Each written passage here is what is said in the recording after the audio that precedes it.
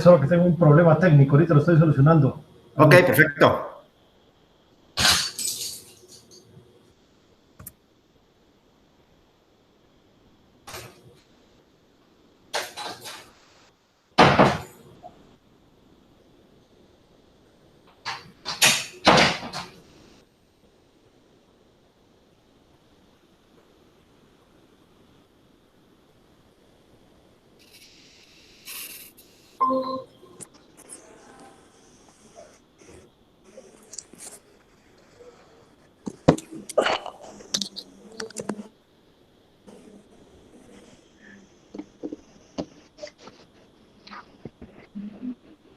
Ahí estamos, David.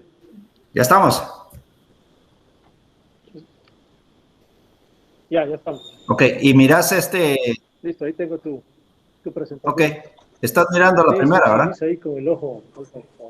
Ok. Sí. Buenos días. Primero disculparme porque teóricamente el tema para hoy era específicamente vacunas contra el COVID y hablar un poco de la duda y resistencia a la vacunación, pero eso lo vamos a hacer, espero yo, la semana entrante. Mientras tanto, quiero presentarles una serie de diapositivas de algunos casos que yo he visto personalmente. Hay algunos que son de libros, pero pues he visto los casos en persona de niños con diferentes tipos de exantemas y exantemas específicamente relacionados con problemas virales. Espero que todos vean y si no se van a tener que acercar un poco a la pantalla porque les voy a pedir en cada uno de estos y va a ser un poco rápido sin entrar en detalle de la enfermedad específicamente, sino que pues es para que se vayan familiarizando con los hallazgos físicos de todos estos exantemas. ¿Alguien puede describir qué ve en este recién nacido?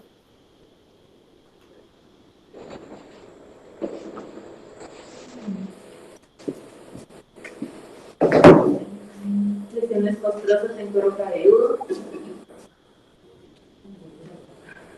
En el cuero cabelludo, probablemente para ir agilizando la presentación, probablemente este chiquito tuvo uno de esos monitores y alrededor de esa lesión aparecieron varias lesiones vesiculadas. Lesiones como maculopapular, vesicular, en lo que es también en cuero cabelludo. Ok. ¿Y este?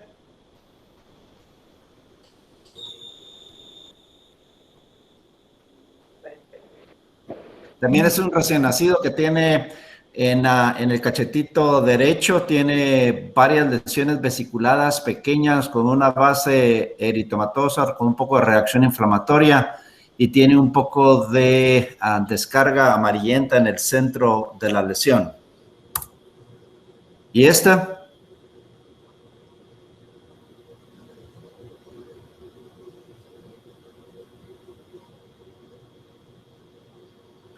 Lesiones vesiculadas también que se ve en la piel del labio inferior y grupos de lesiones vesiculadas en la punta de la lengua con una base eritematosa y una reacción inflamatoria. Otra muy similar, ¿verdad? Lesiones vesiculadas con un poco de base eritematosa.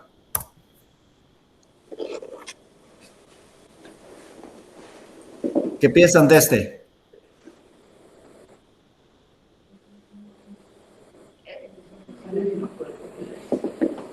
No den diagnóstico, describan las lesiones. ¿Qué es lo que le ven? Ajá. Se ve como lesiones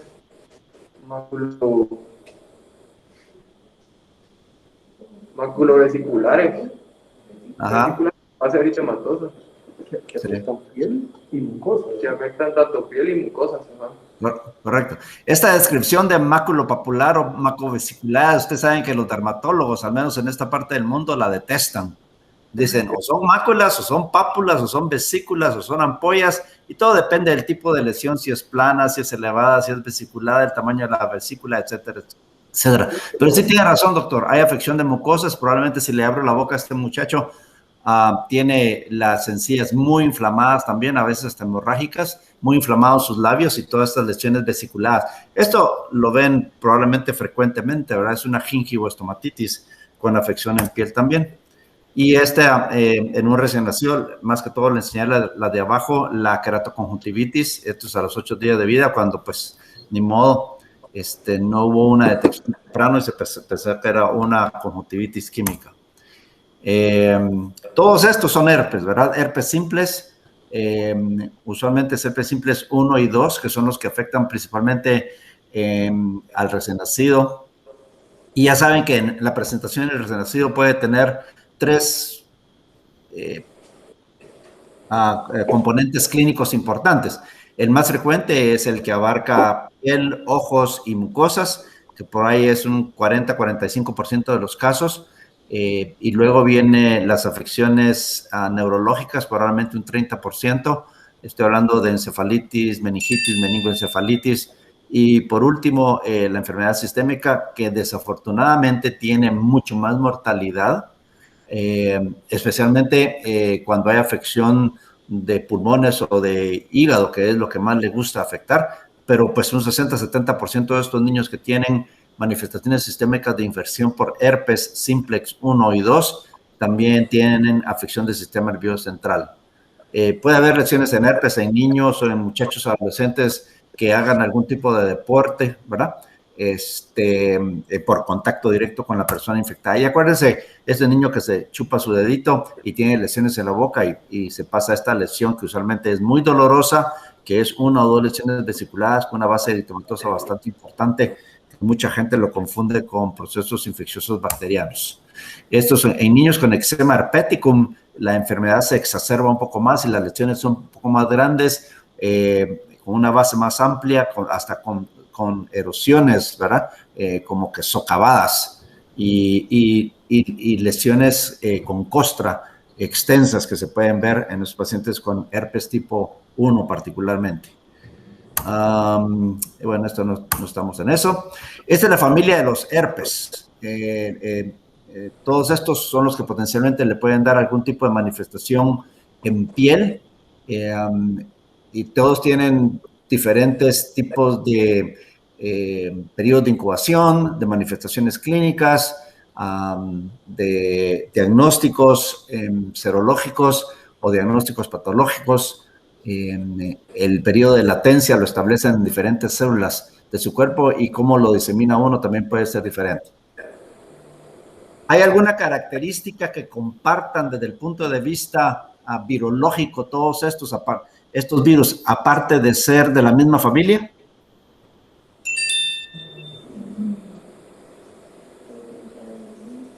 Son inmortales, ¿verdad? Todos estos virus son inmortales. Una vez ustedes se infecten con este virus, existe un periodo de latencia por el resto de su vida.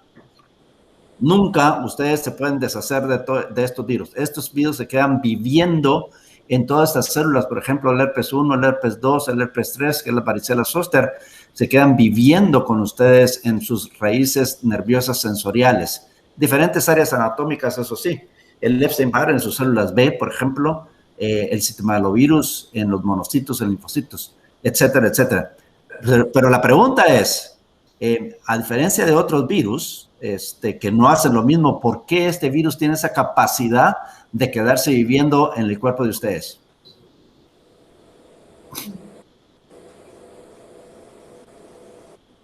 ¿Quieren que lo dejemos como tarea para la próxima vez o lo discutimos de un solo?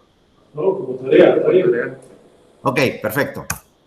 Entonces, les mencionaba que estos son las diferentes manifestaciones clínicas del herpes virus, particularmente en el neonato, que es un problema bien importante, ¿verdad? La gran diferencia también es en relación a las madres, porque depende de cuándo adquirieron la infección herpética en la vagina.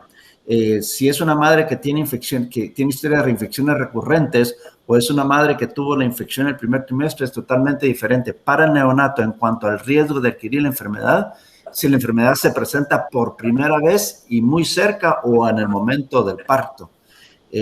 Por ejemplo, madres que tienen infecciones recurrentes o madres que tuvieron herpes en el primer trimestre el chance del neonato de infectarse es únicamente 2%.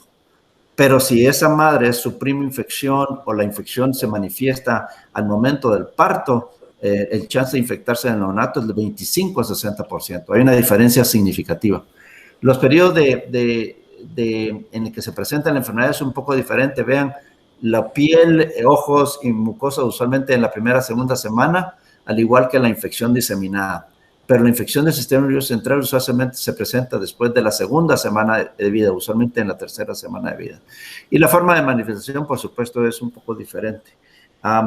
Vean la mortalidad, incluso si es tratado, para enfermedades diseminadas, 54%, sistema nervioso 15%, estoy haciendo mortalidad, no secuelas, ¿no?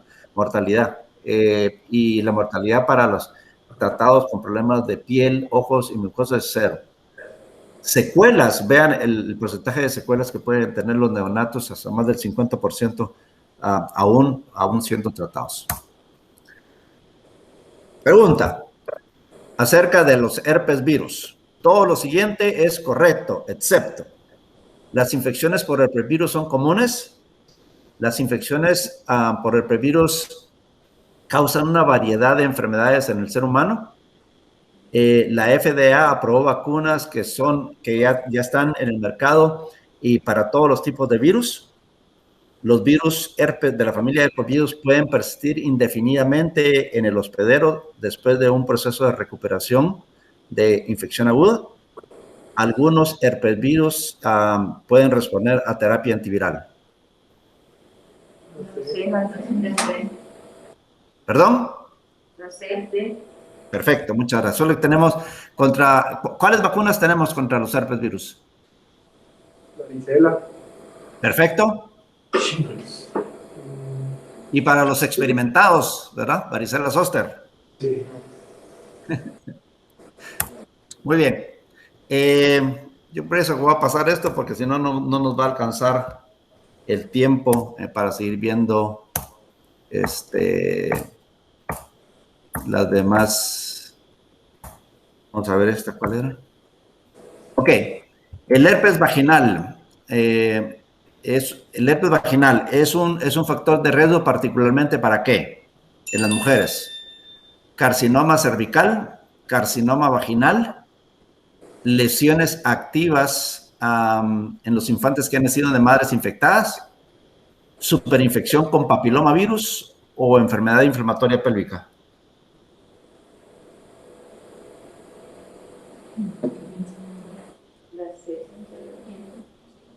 Correctamente, muchas gracias. Eso ya lo que les había mencionado. Vamos a pasar. El tratamiento de estos muchachos usualmente es con aciclovir, ¿verdad? Hay algunos otros que podemos usar otro tipo de tratamientos, pero usar. ¿Se acuerdan cómo actúa el aciclovir?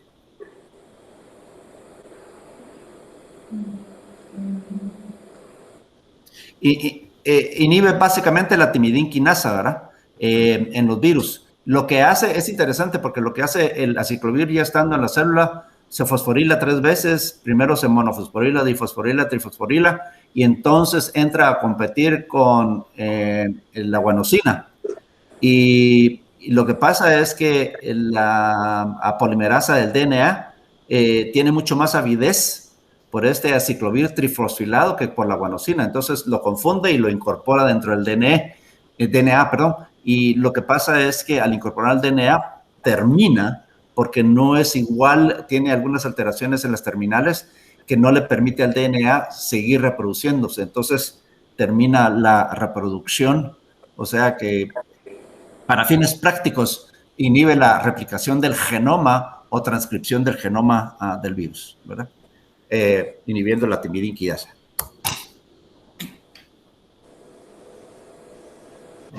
Adi, solo una pregunta. ¿Sí? ¿Por qué es específico para el herpes y no funciona en otros virus? Es diferente el tipo de mecanismos de reproducción en cada virus. Y por eso es que solo estos herpes virus son capaces de ser inhibidos por el aciclovir. Por ejemplo, los citomegalovirus tienen otro mecanismo diferente de reproducción de su genoma, ¿verdad? Y entonces por eso que no funciona con estos otros virus. ¿Ya? Por así decirlo, el receptor del DNA polimerasa es diferente. Gracias.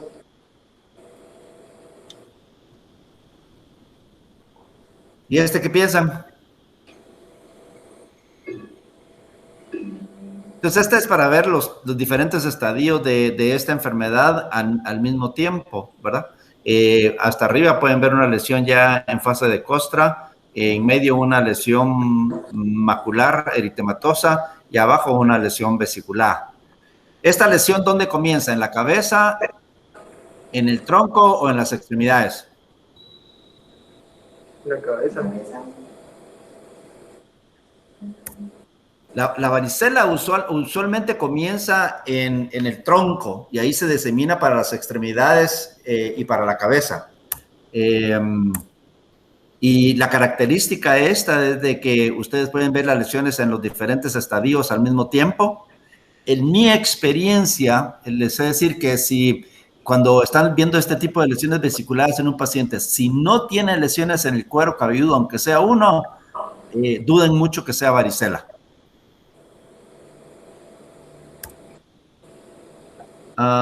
Ustedes saben que ya tenemos una vacuna efectiva contra la varicela, ¿verdad? Que apareció en 1995 y que después en 2006 vimos que necesitaba un refuerzo. La primera dosis usualmente la ponemos después del primer año de vida y comenzamos a ver que algunos niños que habían sido vacunados comenzaron a tener varicela algunos años, 4 o 5 años después.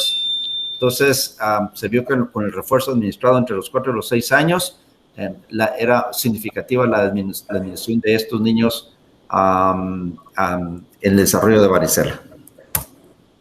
Vamos a ver, algunas complicaciones, y esto también lo ven frecuentemente o no se lo ven frecuentemente. La bacteria que más, al menos está publicado en algunos libros, que más frecuentemente se relaciona a pacientes que han tenido varicela y que desarrollan neumonía es el Haemophilus influenza no tipificable, el estafilococo que es resistente a la medicilina, el estreptococo beta hemolítico del grupo A, el estreptococo pneumonia o la moraxella catarralis.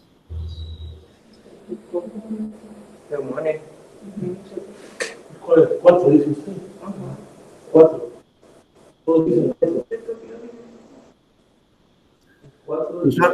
Usualmente el estreptococo beta hemolítico del grupo A o estreptococo piógenes es el que causa las neumonías en niños con varicela.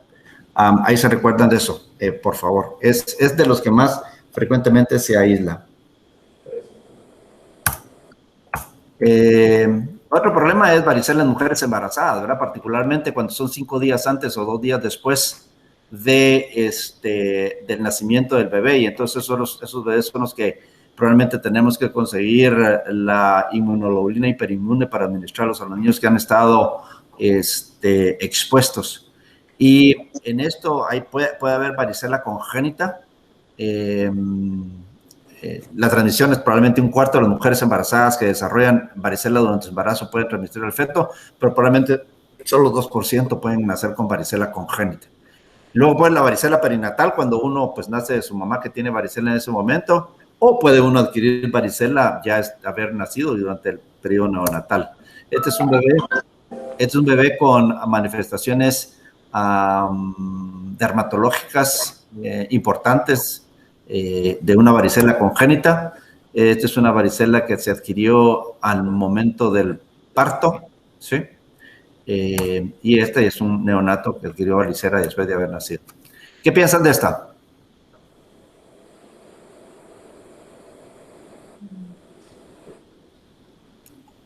Son lesiones maculares. Si no se aprecia muy bien, pero son lesiones vesiculadas, con una base eritematosa importante, ¿sí? ¿Qué más? Afecta tórax y extremidades. Ajá. También. ¿Qué más? La distribución, que es como Una de las características importantes es que no pasa la línea media, ¿verdad? Todo está en el lado izquierdo de este paciente, no pasa la línea media. Este es un paciente que vi en el Hospital Roosevelt, ahí en el segundo piso. No sé si todavía existe, era la unidad de especialidades o algo así. Era una paciente de 12 años con una leucemia linfocítica aguda. Y entonces a esta niña le vieron esta lesión, no se mira muy bien, pero esa fue con aquellos teléfonos de aquella época. En los genitales, y solo del lado derecho de su genital también tenía linfadenopatía asociada, una base eritematosa con lesiones vesiculares extremadamente dolorosas, solo en la región púbica derecha y en el labio mayor derecho, que se extendía a la región inguinal. Y si la mirábamos por atrás, esto era lo que tenía, también una lesión eritematosa con unas lesiones vesiculares. La niña, como era una paciente con una leucemia, la admitieron con dos o tres antibióticos, pero se les olvidó que ponerle aciclovir, porque esto es un zóster, ¿verdad? Al igual que otro niño. Acuérdense, después de que usted ha tenido infección por varicela, esos se van a vivir, en este caso, en la región sacra, y después se reactivan con varios tipos de situaciones, ¿verdad?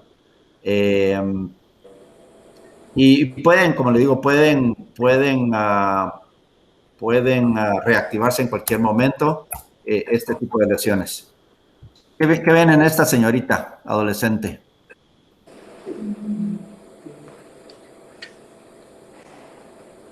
Bueno, lo que quiero enseñar aquí es que tiene un ganglio linfático muy, muy grande en la región submandibular y probablemente extendiéndose un poco a la región precervical del lado derecho. ¿Y aquí qué ven? Hipertrofia. No, blanco. Y sus placas. Ok, perfecto. Perfecto. Y con este rash, ¿verdad? Porque ese paciente fue a la consulta, le dejaron ampicilina o amoxicilina o penicilina y al día de haber comenzado con su tratamiento por la, entre comillas, faringoamigdalitis, desarrolla este rash. Entonces, ¿cuál es el diagnóstico? Muy bien. Estos son los famosos linfocitos atípicos, ¿verdad? Que en un momento, particularmente en la etapa aguda de la enfermedad, hasta 20% de los linfocitos, hasta 20% pueden ser linfocitos atípicos, y usualmente son linfocitos tipo B, aunque los linfocitos B también pueden ser afectados. Vamos a ver aquí. Y esto es desde el punto de vista de serología, cuando ustedes quieren hacer un diagnóstico. Ustedes saben qué son los anticuerpos heterófilos. Los anticuerpos heterófilos usualmente son de tipo IgM. Lo que pasa es que no son muy específicos porque se producen en varios tipos de enfermedades, y por eso es que en niños menores de 4 años, cuando ustedes sospechan que tiene mononucleosis infecciosa secundario a Epstein-Barr virus, que es el principal, pienso yo, responsable de la mononucleosis infecciosa, y todavía un 10-15% de otros virus que pueden presentarse como mononucleosis infecciosa. Pero Epstein-Barr probablemente sea, es el más frecuente causante de esta enfermedad. El diagnóstico de menores de 4 o 5 años es un poco difícil con solo haciendo anticuerpos heterófilos, el famoso test de Paul Bonnell, ¿se acuerdan? Entonces lo que se recomienda hacer es un panel para el diagnóstico de infección por Epstein-Barr virus. Y lo que se recomienda hacer en el panel, lo que incluye el panel, son 4 cosas. El antígeno de cápsula viral tipo IgG e IgM. El IgG, en esta gráfica no me gusta porque usualmente es el IgM el que se eleva primero y también desciende primero. Probablemente de 3 a 6 meses después de la infección original, ustedes ya no detectan IgM en estos pacientes, pero la IgG contra el antígeno de cápsula viral se pone positivo y permanece para el resto de su vida. El antígeno nuclear, que es el EBNA, se eleva despuesito de la IgG-IgM y también desaparece con el tiempo. El antígeno tempranero es el EA, que es la barra azul, se eleva inmediatamente después del IgG, IgM también, alcanza un pico 1 o 3 meses después, se desaparece también con el tiempo. El único que persiste significativamente y que lo pueden medir para ver si el paciente ya fue expuesto al Epstein-Barr virus es el IgG, ¿verdad? Entonces, si tienen un paciente de 12 años con fiebre, dolor de garganta y rash, usted dice, cabal, le voy a hacer serología para mononucleosis porque sospecho que tienen mononucleosis, le hacen el panel y viene con el IgG para el antígeno de cápsula viral positivo, pero el IgM está negativo. Tiene un bajo antígeno tempranero y el antígeno nuclear está positivo. ¿Cuál es el diagnóstico?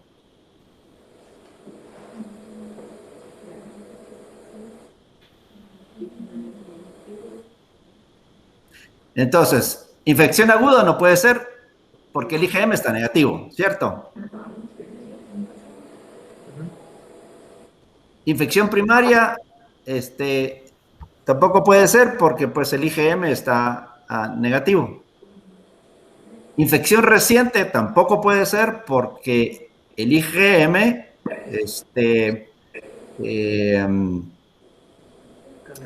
está negativo, pero el antígeno tempranero ya está bajo, ¿cierto? Y cuando digo reciente, usualmente en los pasados 6 meses, el antígeno tempranero debería todavía estar alto.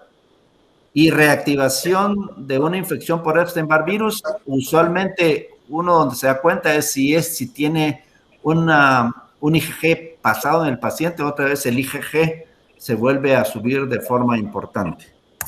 Entonces, solo para recordarles, si es una infección primaria, el IgM está positivo, el IgG está positivo, el antígeno tempranero usualmente está positivo, pero el antígeno nuclear todavía no está positivo, porque eso usualmente se positiviza posteriormente. Es la línea punteadita más tenue y más baja. En esas dos marquitas que tengo en la línea horizontal, probablemente es más o menos 6 meses, aproximadamente. ¿No? Si he sido en el pasado o es convaleciente, el IgG va a estar positivo, el antígeno tempranero va a estar bajo y el antígeno nuclear también va a estar presente. Y cuando hay reactivación, como les decía, el IgG puede estar mucho más elevado de lo que había estado en el pasado. El antígeno tempranero puede estar presente y el antígeno nuclear también va a estar presente. ¿Qué otras enfermedades pueden causar mononucleosis con anticuerpos heterófilos negativos?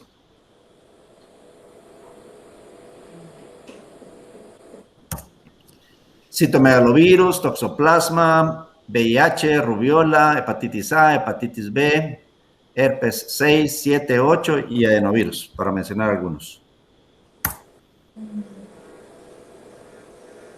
Vamos bien.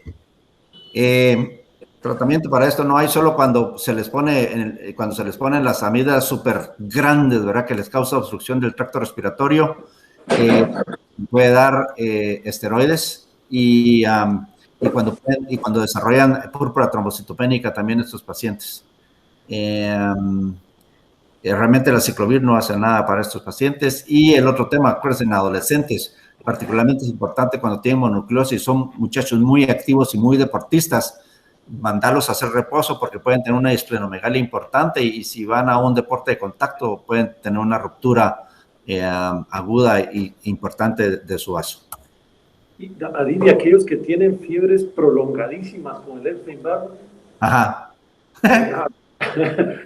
para uno dándoles esteroides y se les quita, pero... Los esteroides quitan todo, o sea que particularmente sí. Si no se le quites cáncer, sí. Sí, exactamente. Yo pienso que más de alguna vez en la vida ustedes se van a encontrar con uno de estos pacientes cabalmente con eso, un buen diagnóstico de mononucleosis infecciosa por Epstein-Barr y tienen fiebres crónicas o recurrentes Y estos pacientes tienen que tener algún problema inmunológico leve, tenue, con el cual van a irse bien por la vida, pero que en ese momento probablemente el Epstein-Barr causa cierto tema. Probablemente, es muy controversial el tema. Y hay casos reportados de tratamiento con esteroides, correctamente. Paciente de 10 meses de edad con historia de fiebre, 103 por los últimos 3 días. No va a una guardería y no hay historia de contacto con personas enfermas. Al examen físico está bien, activo. Básicamente no tiene nada al examen físico. El mismo día llama a la mamá a su clínica porque después de 3 días de fiebre, la fiebre desaparece y el niño aparece con un rash en todo su cuerpo. Y este es el rash del muchachito, es eritematoso confluente en ambas cachetes. Es bastante tuene, pero es eritematoso macular diseminado y probablemente aquí lo aprecio mejor. ¿Cuál es el diagnóstico? Rociola. Sí. Muy bien, y entonces, ¿cuál es la causa más frecuente de rociola?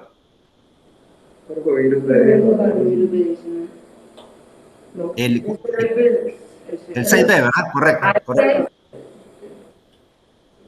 6B, sí. 6B es el.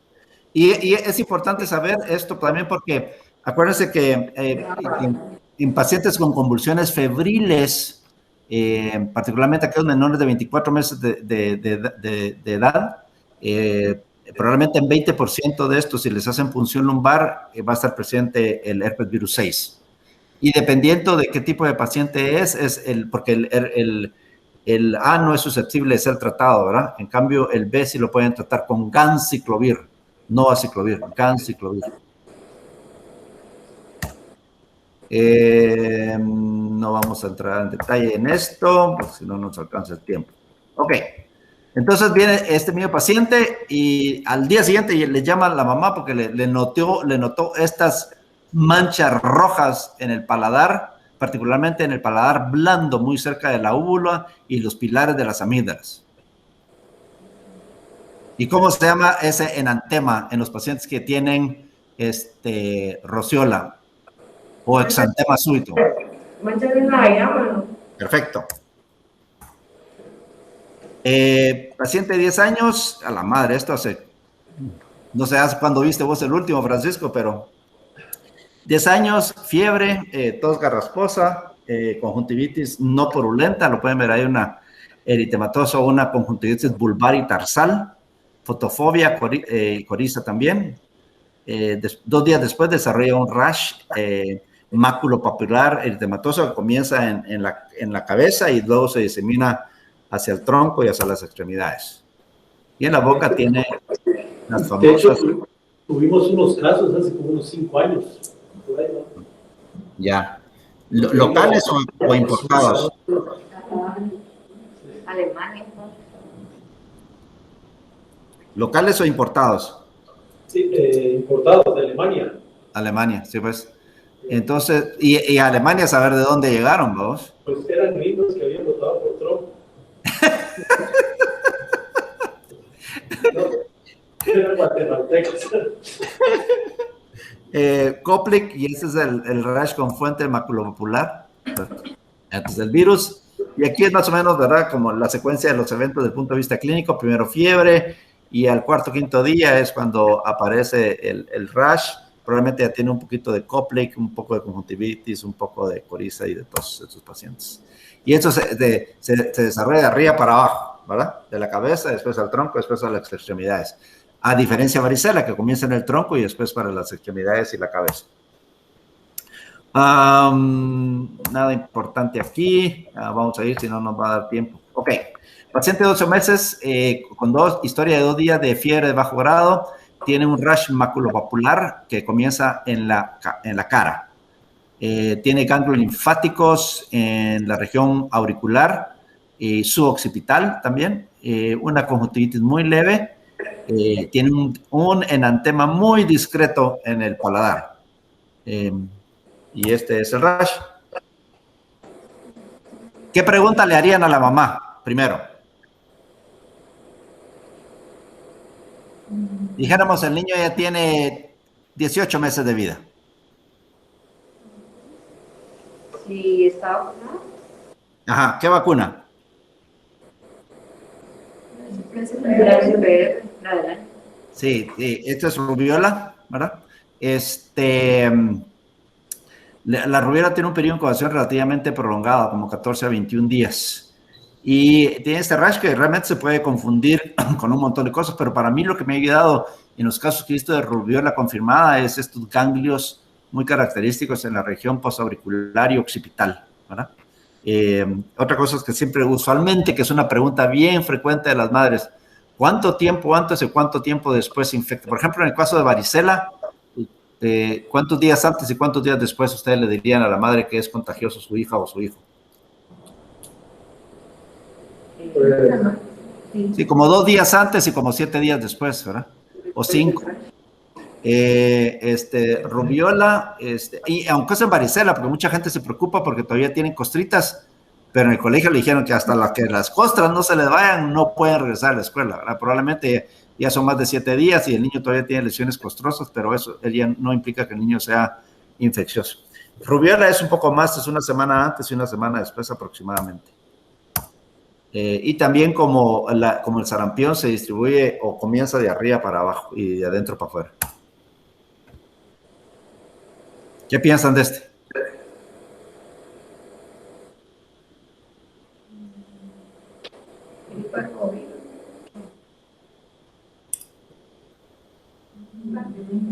Eritema infeccioso. ¿Cómo escribiría las lesiones de las manos? Ajá. ¿Cómo describen estas lesiones?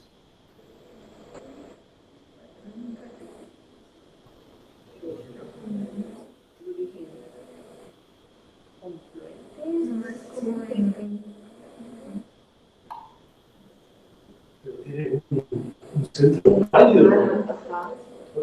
Ahí está la lesión más de cerca. Sería una lesión con un halo, indiana. ¿Verdad? Sí, como el centro un poco pálido, pareciera como el eritema multiforme, pero mucho más tenue, ¿verdad? Como lesiones en tiro al blanco. Pero sí, también sus cachetitos también muy rojos. Y este es otro tema también, cuando les pasa esta enfermedad y después los meten a bañarse con agua tibiecita, ¡pum! Otra vez regresa el rash y llaman inmediatamente a la madre. Doctor, le regresó el rash a mi hijo, ¿verdad? ¿Qué está pasando? Y eso no es infrecuente que pase con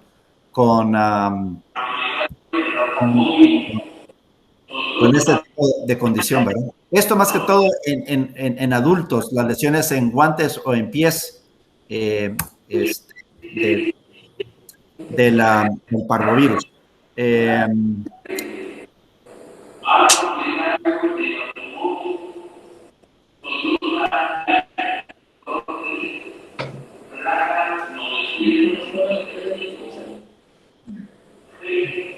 Son los carros que están mal parqueados ahí. Ok, no sé si, ok, perfecto. Muy bien, entonces ese es ese tipo, ¿verdad? Primero el tipo de rash facial y el rash tipo urticariforme que parece como encaje, así lo definen, ¿verdad? Y el rash que es recurrente, así que no se vayan a estresar si después de que ustedes hacen el diagnóstico de eritema infeccioso, quinta enfermedad, y ya todo está bien, y luego la semana después la mamá los llama y les dice, mire, otra vez tiene el rash. A esta le pusieron la quinta enfermedad. Entonces, como dice este cómico mexicano, si hay quinta enfermedad, hay primera, segunda, tercera, cuarta, quinta. Sí. Sí. Ajá, ¿cuáles son? La primera es sarampión. No, espera. Solo déjame. Entonces, estas son las manifestaciones más comunes del B19. Hay niños en quinta enfermedad, en niños completamente normales. El síndrome de poliartropatía es más que todo en adultos inmunocomprometidos y más común en mujeres. Anemia crónica o aplasia pura de glóbulos rojos en pacientes inmunocomprometidos. Crisis aplástica transitoria en gente que tiene anemias hemolíticas con enfermedades de células falciformes. Hidros fetales, ya sé, le fascina a este virus, le fascina los glóbulos rojos. Y esto que les enseñé, estas lesiones papulares purpúricas de guantes y calcetines que usualmente se ven en adultos, ¿verdad? Y son lesiones petequiales también.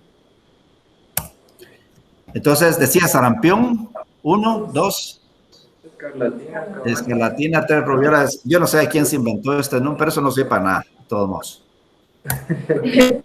¿Qué ven ahí?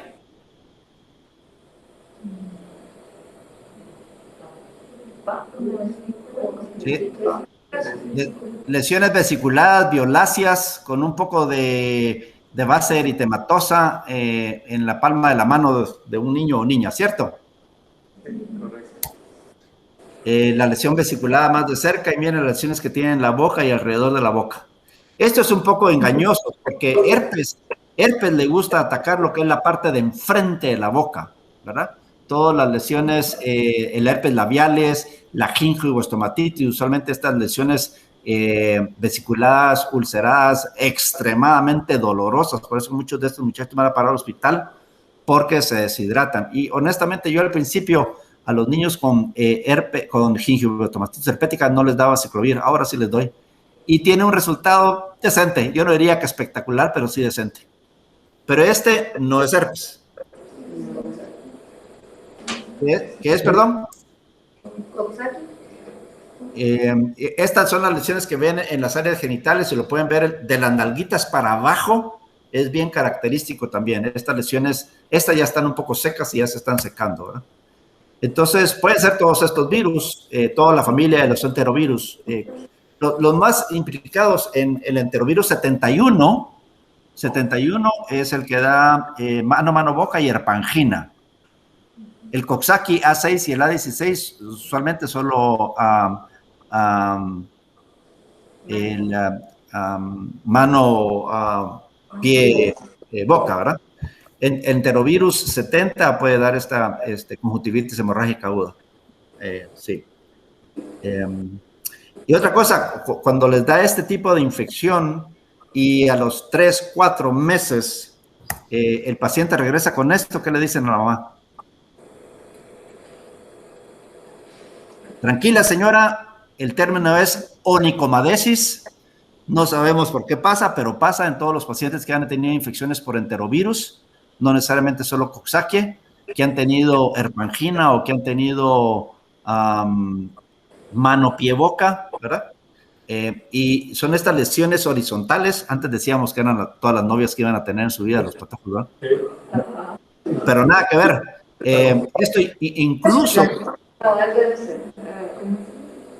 Esto incluso lo pueden confundir con onicomicosis, ¿verdad? U otro tipo de lesiones que ven frecuentemente en pacientes post-trasplante renal, particularmente. Tiene un nombre específico que ya se me olvidó, pero es como blanqueamiento de los lechos unguiales de las uñas. Pero esto es onicomadesis. Onicomadesis, que son estas lesiones que pierden las uñas, los muchachitos pierden las uñas, y las uñas nuevas vienen y vienen bien. Así es que esto es meses después, 2 meses, 3 meses, 4 meses, 5 meses después del episodio original.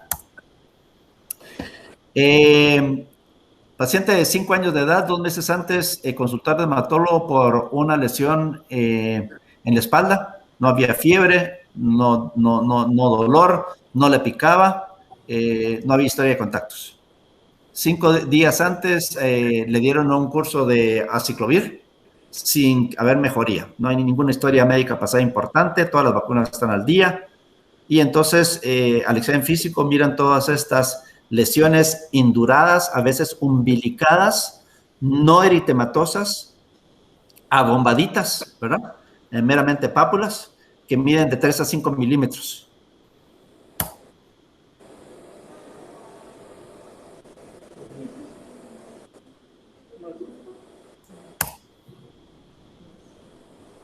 Esto es molusco contagioso. El molusco es por un poxvirus, ¿verdad? Usualmente el tratamiento es meramente estético, porque por ahí lo pueden dejar ahí y 2 a 6 meses después van a desaparecer, aunque hay casos que desaparecen un poquito más, ¿verdad? Que puede tomar hasta 4 años sin que desaparezcan. Pero esto y tantas así, si han 2 o 3, ustedes pueden hacerle un curetaje en la oficina con todas las medidas y precaución. Pero si no son tantas así, mejor mándelos al dermatólogo para que ya les haga un tipo de crioterapia o lo que piense el dermatólogo es más apropiado para esto, ¿verdad?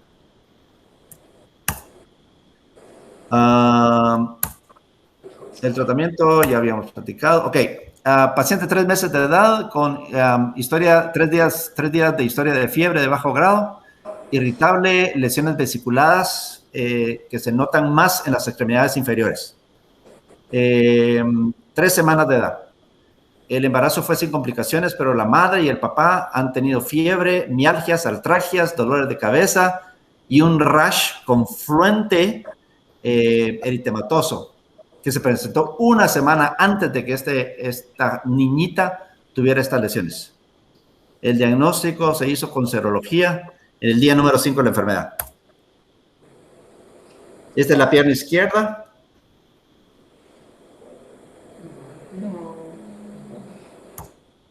Esta es la planta. Pierna izquierda, planta.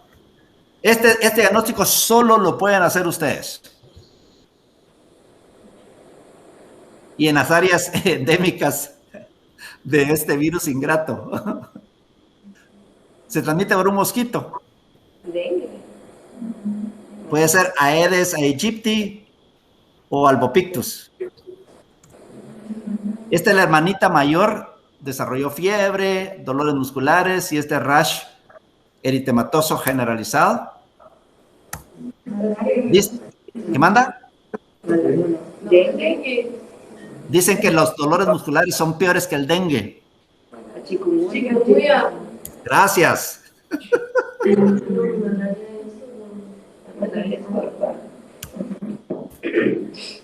Muchas gracias. Esto era lo que les quería enseñar. Dejé un montón de slides en cuanto a las enfermedades específicas, pero pienso que el objetivo principal era que pasáramos un buen momento viendo todas estas enfermedades exantemáticas de tipo viral, ¿verdad? En los niños. ¿Alguna pregunta, comentario? Gracias a Dios, qué clase tan entretenida, la verdad. A ver cómo me salgo de aquí. Algunos comentarios, jóvenes. Y ahora para que no nos echen del salón. Ah, sí. Terminé temprano. Ahora ya no, porque ya terminó el posgrado de Infexo. Ah, buenísimo, excelente. Ahora tenemos cualquier día de la semana, menos jueves, y se puede pasar un poco. ¿Sí? Ok, entonces lo dejamos. Yo espero, porque hoy estoy saliendo de Las Vegas, voy a Washington por un tema ahí y regreso, espero el domingo y espero tener, si Dios mediante, ya tener los datos para la próxima presentación. Yo me comunico contigo, Francisco, para confirmarte. Yo les confirmo el día, muchachos, claro que sí. Ok. Muchas gracias. Una pregunta, Gracias. el doctor Ajá. Muñoz. Más una petición. Sería que nos podría pasar la presentación. Yo las todas las personas están en plataformas en YouTube. ¿Ya ¿Vos la tenés, Francisco? Sí, ya la subo entre Ok. mañana. Perfecto. Dime una solicitud también. Sí. El otro día estaba en un curso de puericultura, ¿vale? Y nos Ajá. habló de la interpretación de la hematología. La verdad es que tiene muchísimos datos que uno podría aprovechar, ¿verdad? Y que Ajá. desconoce. ¿Cómo nos podrías preparar en ese sentido de la utilidad de hematología, pero el análisis de todas las... Ok. Hablar de volumen corpuscular medio y un montón de charadas ahí que realmente no le damos la importancia que pienso yo que podríamos darle si hiciéramos un análisis. Ok. Muy bien. Lo vamos a poner en la lista. Eso, de bucket list. Gracias, Adil. Pase muy buen día. Hasta luego. Adiós.